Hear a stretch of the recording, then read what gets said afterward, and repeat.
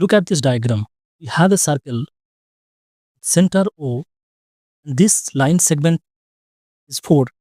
This perpendicular line on this line segment is 2. Let's say this point is A, and this is B, and this is C. We have to find out the radius R of this circle. Now, it is given that this line segment is divided into two parts. So this is equals to 2, and this is 2. Let's call this point is D. And we know that if we draw a perpendicular line from the center, any of this chord, it will bisect that chord. So let's draw this line, OD. This is perpendicular.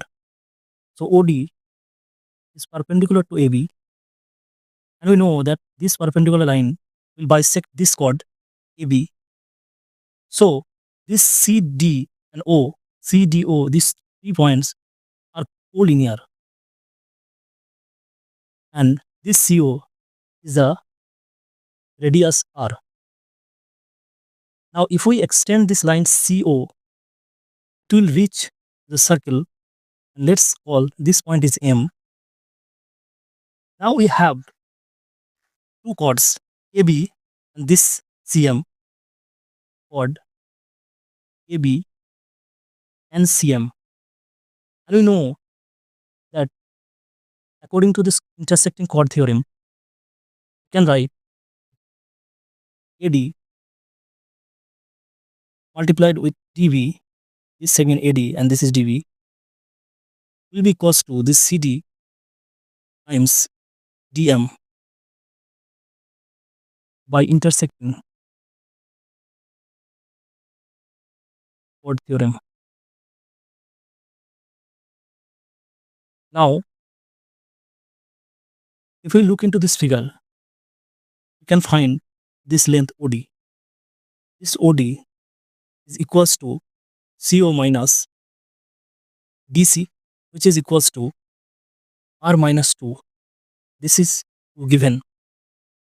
And this DM is equals to, this is R, this radius. This will be DO is R minus 2.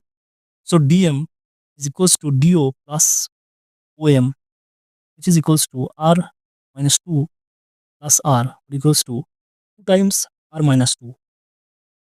So now, if we substitute this value in this equation, we will get AD, which is equals to 2, and DB, which is equals to 2, is equals to CD, is 2 multiplied with DM, which is equals to this 2R minus 2.